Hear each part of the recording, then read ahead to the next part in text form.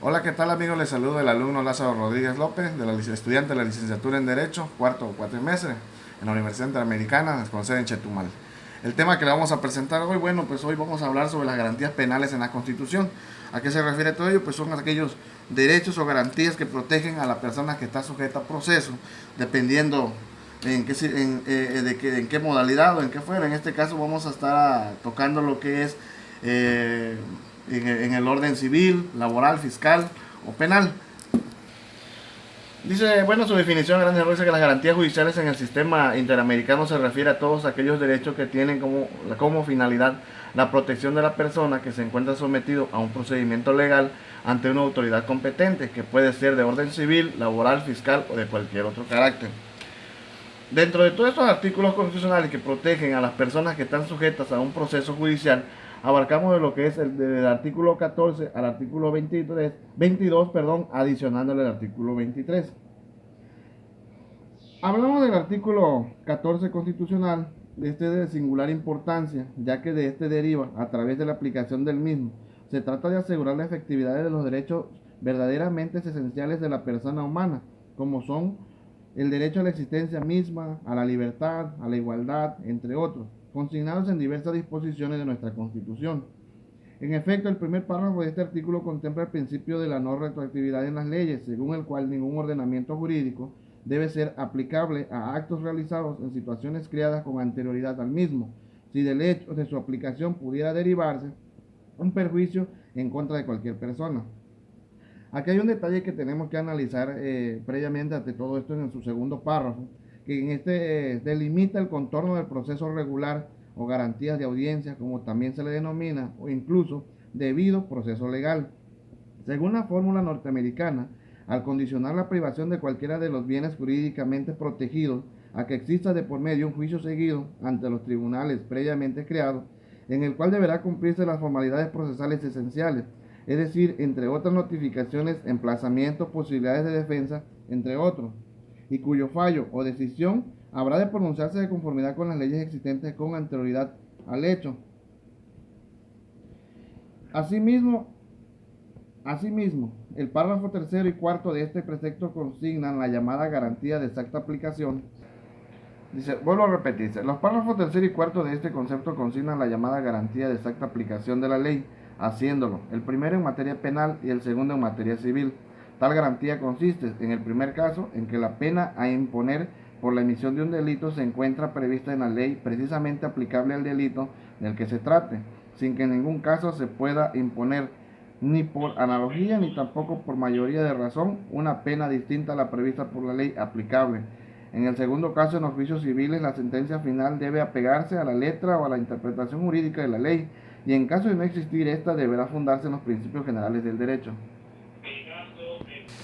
Otro de los artículos en que les vamos a hablar es el artículo 15 constitucional. Este precepto establece una restricción a la facultad de las autoridades competentes del Estado mexicano para celebrar tratados y convenios internacionales con miras a preservar tanto los derechos civiles y políticos reconocidos por la Constitución en su totalidad, como algunos de ellos en particular.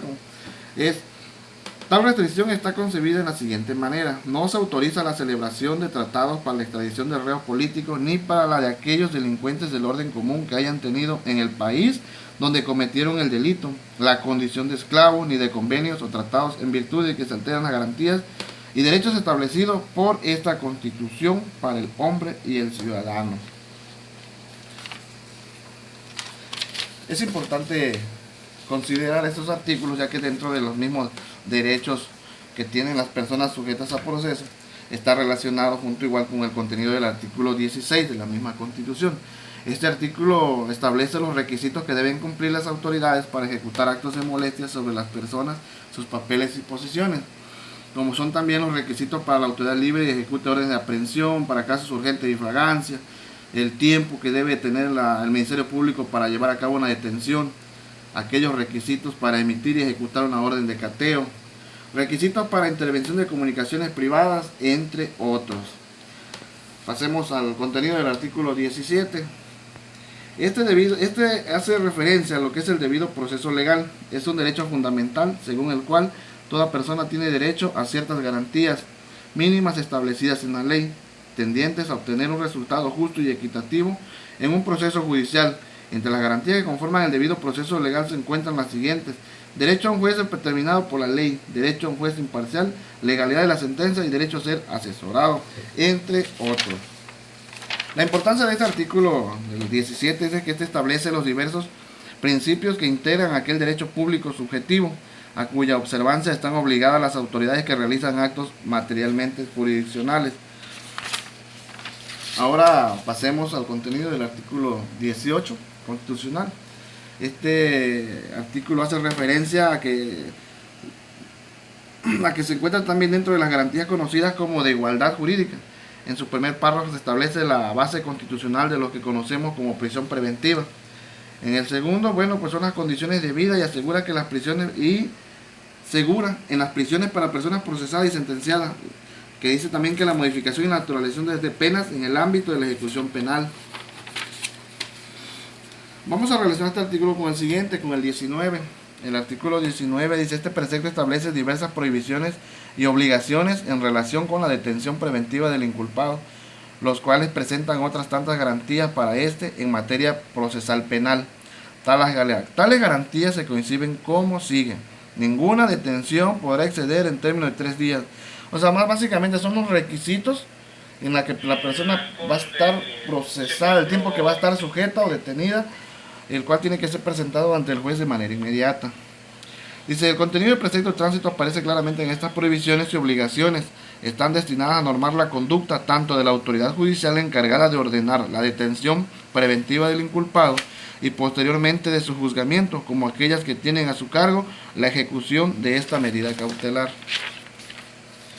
Pasemos al contenido del artículo 20 constitucional. Dice: este artículo otorga numerosos derechos a toda persona sujeta a un proceso criminal, los cuales se traducen en diversas prerrogativas y facilidades que deben brindarse al acusado.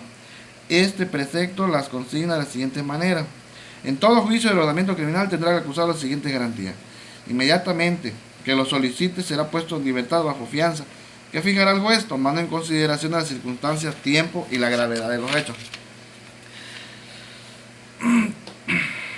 Asimismo, esta disposición contempla los siguientes derechos: a ser puesto inmediatamente en libertad, si bien es cierto, caso y bajo ciertas circunstancias. Requisitos: fracción 1, a no ser obligado a declarar en su contra, y entre otras, como se muestran aquí en la pantalla. Asimismo, también contempla en su segunda parte, el inciso B, que son los derechos que tiene la víctima, que se verán con posterioridad.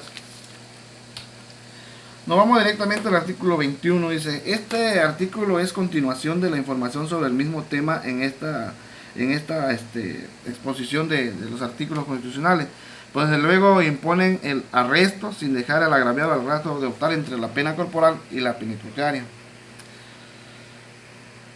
Este precepto describe y delimita la competencia de las autoridades estatales en materia de imposición de penas, persecución de delitos y castigo de infracciones a los reglamentos gubernativos y de policía en varios términos. Asimismo, dice este mismo artículo, dice: congruentemente con lo previsto por los dos primeros párrafos del artículo 14 constitucional, la imposición de penas en materia criminal se reserva por el precepto que nos ocupa única y exclusivamente las autoridades judiciales.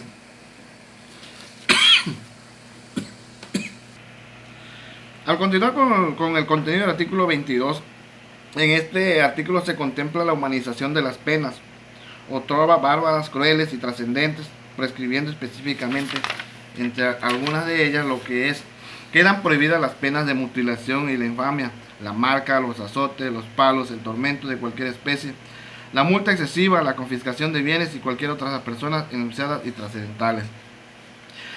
Algo más, un detalle más sobre este artículo es de que el primer párrafo es la disposición constitucional con el fin de preservar la integridad y la dignidad que debe ser asegurada a todo ser humano, encuéntrese este en situación de procesado o tratase de un delincuente ya sentenciado. Prohíbe expresamente un cierto número de penas inhumanas e infames, haciendo extensiva esta prohibición a todas aquellas penas que tengan un carácter insuscitado y trascendental, es decir, tanto las no previstas por la legislación como las que afecten a las personas distintas al inculpado o al sentenciado.